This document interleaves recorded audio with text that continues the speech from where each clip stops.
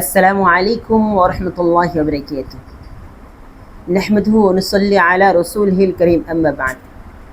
فأعوذ بالله من الشيطان الرجيم. بسم الله الرحمن الرحيم. وننزل من القرآن ما هو شفاء ورحمة للمؤمنين.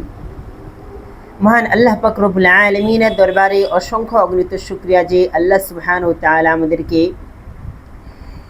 কোরআনি কিছু কথা শোনার জন্য এই ভিডিওটি দেখার সুযোগ করে দিয়েছেন, এই জন্য শুকরিয়া আলহামদুলিল্লাহ। আজকে ইনশাল্লাহ আমি আপনাদেরকে এমন কিছু বিষয় শেখাবো যেগুলো আমরা যদি নিয়মিত একটু পালন করতে পারি, আল্লাহ চাহে তো আমাদের টেনশন, পেরেশানি এবং সমস্যা এগুলো আস্তে আস্তেই কমতে থাকবে, দূর হতে থাকবে এবং একটা সময় আপনার সমস্ত টেনশন, পেরেশানি সব দূর হয়ে যাবে।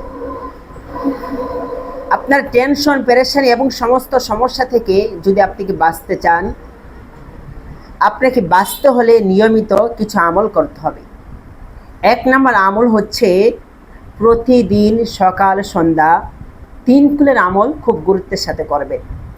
3 কুল কি? 3 কুল হচ্ছে সূরা ইখলাস, সূরা ফালাক এবং সূরা নাস।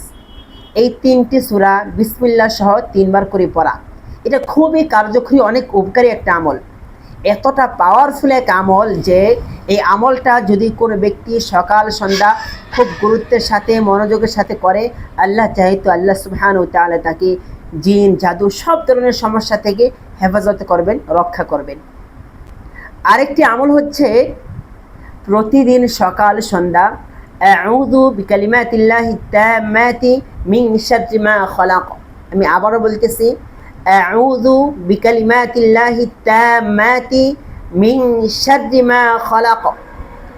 এই দোয়াটি প্রতিদিন সকাল সন্ধ্যা 3 বার করে পড়বেন। খুবই চমৎকার একটি দোয়া, খুবই পাওয়ারফুল এক দোয়া।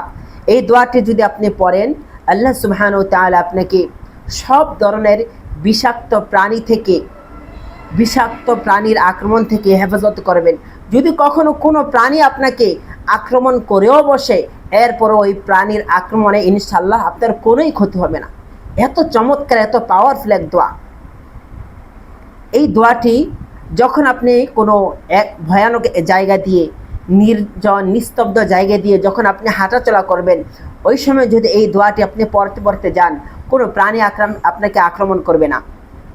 আপনাকে ধরেন হঠাৎ কোনো একটা প্রাণী আক্রমণ করেই বসলো, ওই সময় যদি আপনি ওই আক্রমণের জায়গায়, যেখানে আপনাকে আক্রমণ করা হয়েছে, ওইখানে হাত রেখে এই দোয়াটি যদি বারবার পড়তে থাকেন, আল্লাহ চাহে তো যে প্রাণীটা আপনাকে আক্রমণ করলো, ওই প্রাণীর যে বিষ, এই বিষটা ইনশাল্লাহ আস্তে আস্তে নষ্ট হয়ে যাবে। তবে আপনার কাছে আমার পরামর্শ হলো, এই দোয়াটাও পড়বেন, পাশাপাশি আপনি একজন ডাক্তারেরও শরণাপন্ন হবেন, ডাক্তারও চিকিৎসা নেবেন। ইনশাল্লাহ খুব দ্রুত আপনি সুস্থ হয়ে যাবেন। সমস্ত বিপদ আপদ থেকে, টেনশন, পেরেশানি থেকে, সমস্যা থেকে বাঁচার আরেকটি চমৎকার আমল হচ্ছে বিসমিল্লাহিল্লাযী লা ইয়াদুররু মা ইসমিহি শাইউন ফিল আরদি ওয়ালা ফিস সামাই ওয়া হুয়াস সামিউল আলিম। এই দোয়াটি খুবই চমৎকার একটি দোয়া। আপনারা প্রতিদিন সকাল সন্ধ্যা এই 3টা আমল অবশ্যই করবেন। আমি আমার প্রতিটা পেশেন্টকেই বলি, তাদেরকে অনেকগুলো আমল দেওয়া হয়, কিন্তু কখনো যদি ব্যস্ততার কারণে তারা সবগুলো আমল করতে নাও পারে, তাদেরকে আমি বলি তারা যেন কমপক্ষে এই 3টি আমল খুব গুরুত্বের সাথে করে। কারণ এই 3টি আমল যদি আপনি করেন, তা আপনি নিজেই টের পাবেন, আপনি নিজেই বুঝতে পারবেন যে আপনার সমস্যাগুলো আস্তে আস্তে কমতেছে, আপনার টেনশন, পেরেশানগুলো আস্তে আস্তে কমতেছে এবং বড় ধরনের আপনি ক্ষতি থেকে, সমস্যা থেকে, বিপদ আপদ থেকে আল্লাহ সুবহানাহু ওয়া তাআলা আপনাকে হেফাজতে রাখবেন। তারপরে আরেকটি আমল হচ্ছে আপনি বেশি বেশি করে ইস্তিগফার পড়তে থাকবেন, বেশি বেশি করে ইস্তিগফার পড়তে থাকবেন। হ্যাঁ, হাঁটতে, চলতে, উঠতে, বসতে একটু পর পরে ইস্তিগফার পড়বেন, একটু পর পরে আল্লাহ সুবহানাহু ওয়া তাআলার কাছে মাফ চাইবেন, ক্ষমা চাইবেন। ইস্তিগফার মানে হলো আল্লাহ রাব্বুল আলামিনের কাছে মাফ চাওয়া, ক্ষমা চাওয়া। একটু পর পরে আল্লাহ রাব্বুল আলামিনের কাছে মাফ চাইবেন। আমি আমার জটিল, কঠিন যারা রোগী, যাদের সমস্যা খুবই জটিল, খুবই কঠিন, অনেক চিকিৎসা নেওয়ার পরও যারা সুস্থ হচ্ছে না, এই সকল রোগীদেরকে আমি বলি তারা যেন সবচেয়ে বেশি পরিমাণে ইস্তিগফার পড়ে, আল্লাহ তাআলার কাছে যেন তারা বারবার মাফ চেতে থাকে, উঠতে বসতে চলতে ফিরতে একটু সময় পাইলেই যেন তারা আল্লাহ রাব্বুল আলামিনের কাছে মাফ চায়। আল্লাহ রাব্বুল আলামিনের কাছে মাফ চাওয়া তো অত কঠিন কোনো বিষয় না।